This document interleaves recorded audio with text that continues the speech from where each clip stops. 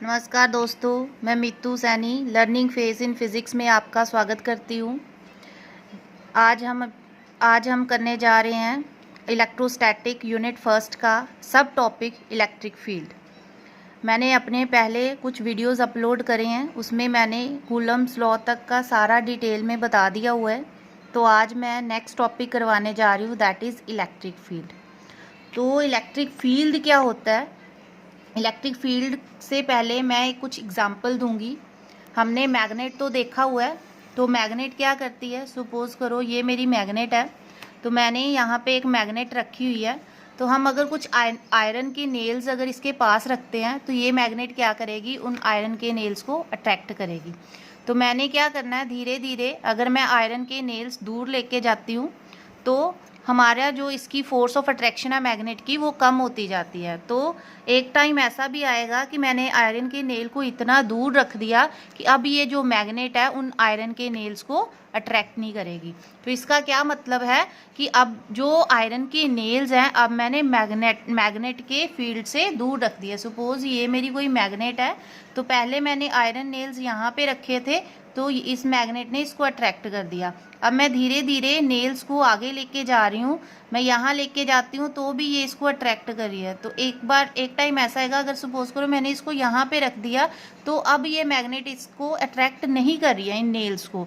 इसका मतलब ये जो मैग्नेट के फील्ड के बाहर चला गया। अब ये मैग्नेट इसके ऊपर इफेक्ट नहीं कर रही है। इस फील्ड को ही हम क्या कहते हैं? मैग्नेटिक फील्ड की जो मैग्नेट लगा रही है। इसी से हमने इलेक्ट्रिक फील्ड को रिलेट करना है। तो अगर आपको पता होगा कि हमें पता है हमारे पास दो चार्जेस हैं। सपोज करो हमारे पास एक चार्ज है Q और एक चार्ज है Q0। पहले हमने चार्ज लिया था Q1 Q2, आप वैसे भी ले सकते हो, बट इस तरह से अगर चार्ज लेंगे तो ज़्यादा समझ में आ जाएगा। तो सपोज करो इस चार्ज का जो है अपना कोई फील्ड है, ये कोई इसका फील्ड है, ठीक है। जैसे मैंने मैग्नेट का फील्ड लिया था कि यहाँ तक मैग्नेट का फील्ड है, और इसके बाहर जब मैंने नेल्स रखे थे तो ये इसको अट्रैक्ट नहीं कर रहा था। सिमिलरली ये कोई चार्ज है, तो इसका भी कोई ना कोई इफेक्ट होगा, क्योंकि हमें पता है कि जो चार्जेस हैं वो एक दूसरे के ऊपर फोर्सेस लगाते हैं। लाइक चार्जेस हमेशा एक दूसरे को रिपेल करते हैं और अनलाइक अट्रैक्ट करते हैं। तो इस चार्ज का कोई ना कोई फील्ड है। तो अगर ये वाला जो चार्ज है, अगर ये इसके फील्ड के बाहर है, तो इन दोनों के बीच में कोई भी फोर्स नहीं लगेगी। और अगर ये चार्ज इसके फील्ड के ऊपर आ जाता है, सपोज इसको मैं यहाँ से उठा के यहाँ रख देती हूँ, इसका मतलब अब ये चार्ज इस चार्ज के फील्ड में आ गया है, तो अब ये इसके ऊपर कोई ना कोई फोर्स लगाएगा। वो इन दोनों की नेचर के ऊपर डिपेंड करता है। तो ये जो चार्ज है जिसका हमने इलेक्ट्रिक फील्ड कंसीडर किया है, इस चार्ज को हम कहते हैं सोर्स चार्ज। और ये जो चार्ज है जिसके ऊपर हमने इसके फील्ड का जो इफ़ेक्ट है वो एक्सपीरियंस करना है, उसको हम बोलते हैं टेस्ट चार्ज। इसीलिए मैंने इसको Q0 लिया था, क्योंकि टेस्ट चार्ज को मोस्टली हम Q0 से ही रिप्रेजेंट करते हैं, ठीक है। अब आप ये बोलोगे कि इसका कोई फील्ड क्यों नहीं है? ये भी तो चार्ज है, बट इसका फील्ड क्यों नहीं है? तो हमने ये जो टेस्ट चार्ज है इसको हमने इस तरह से लेना होता है कि इसकी जो वैल्यू है वो नेग्लिजिबल हो। नेग्लिजिबल मीन्स बहुत स्मॉल वैल्यू लेनी है, ताकि ये इसके ऊपर कोई इफ़ेक्ट ना डाले। क्योंकि हमने कूलम फोर्स में Q1 Q2 चार्ज लिया था, तो वहाँ हमने कोई बात नहीं की थी इसमें से सोर्स चार्ज क्या टेस्ट चार्ज क्या, दोनों की कंपेरेबल हमने स्ट्रेंथ ली थी। इसीलिए हमने बोला था ये इसके ऊपर फोर्स लगा रहा है, ये इसके ऊपर फोर्स लगा रहा है। लेकिन जब हम इलेक्ट्रिक फील्ड की बात कर रहे हैं, तो हमने दोनों चार्जेस की जो स्ट्रेंथ है वो कंपेरेबल नहीं लेनी होती। उसमें से एक वीक चार्ज लेना होता है, एक हमने स्ट्रॉन्ग चार्ज लेना होता है। तो इसकी स्ट्रेंथ ज़्यादा है, तो इसका हमने फील्ड कंसीडर कर लिया, और इसकी जो स्ट्रेंथ है वो बहुत कम होती है, तो ये इसके ऊपर इफ़ेक्ट इतना ज़्यादा नहीं डालती। थोड़ा बहुत इफ़ेक्ट डालती होगी, बट उसको हम क्या कर देते हैं? निगलेक्ट कर देते हैं। तो इलेक्ट्रिक फील्ड क्या है?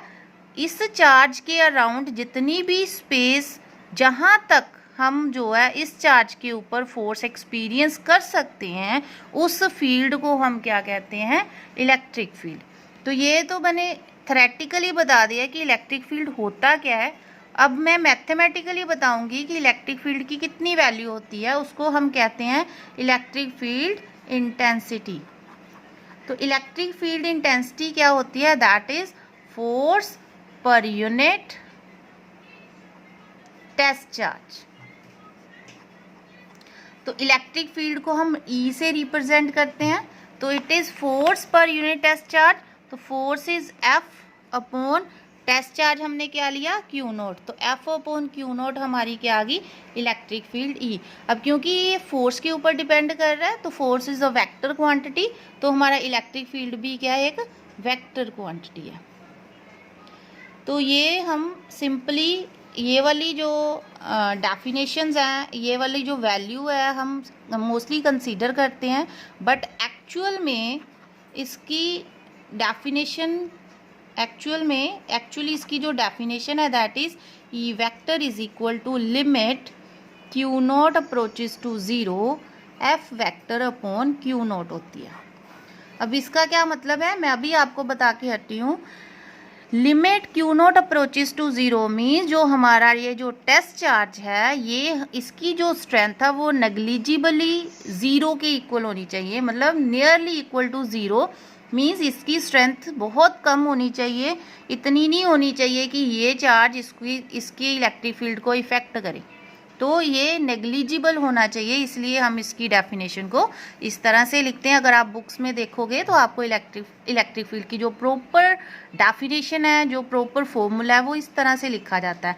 बट हम जो न्यूमेरिकल्स करते हैं, हम जो डेरिवेशंस करते हैं, उसमें हम लिमिट को नहीं लेते, हम सिर्फ E is equal to F upon q naught ही कंसीडर करते हैं। अगर मैं इसकी यूनिट की बात करूं तो हम यूनिट कैसे निकालेंगे? इलेक्ट्रिक फील्ड के यूनिट क्या होते हैं? ये होता है फोर्स अपॉन टेस्ट चार्ज। तो फोर्स की यूनिट क्या होती है? न्यूटन, और टेस्ट चार्ज की यूनिट क्या होती है? कूलम। चार्ज की यूनिट कूलम। तो इसकी जो SI यूनिट है दैट इज न्यूटन पर कूलम, SI यूनिट। ठीक है। अब इसके बाद अब इलेक्ट्रिक फील्ड का फिजिकल सिग्निफिकेंस क्या है? फिजिकल सिग्निफिकेंस, क्योंकि हमें पता है जो इलेक्ट्रिक फील्ड है वो फोर्स अपॉन टेस्ट चार्ज है, तो इसका फिजिकल सिग्निफिकेंस क्या है कि अगर हमारे पास कोई दो चार्जेस हैं, जैसे Q और Q नॉट, हमारे पास दो चार्जेस हैं, तो हम इलेक्ट्रिक फील्ड अगर हमें पता होगा तो हम उन दोनों के बीच में कितनी फोर्स है हम उसको फाइंड आउट कर सकते हैं। ये इसका फिजिकल सिग्निफिकेंस है। तो फोर्स हम कैसे फाइंड आउट करेंगे? तो E is equal to F upon q naught है, तो क्यू नॉट को अगर हम इधर मल्टीप्लाई कर दें तो हमारे पास F किसके इक्वल आ जाएगा? Q not times E।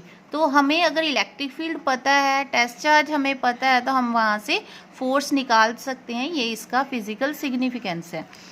अब हमें पता है, हम जैसे हमने कूलम्स लॉ को डिफाइन किया था, वैसे ही हमने अब इलेक्ट्रिक फील्ड को भी डिफाइन करना है। तो पहले हमने Q1 Q2 चार्जेस लिए थे, अब सिमिलर वे में हमने एक चार्ज ले लिया Q, एक चार्ज ले लिया Q नॉट, क्योंकि आपको पता है कि हमने ये जो चार्ज है उसकी वीक स्ट्रेंथ लेनी होती है, तो हम इसको मोस्टली Q नॉट से रिप्रेजेंट करते हैं।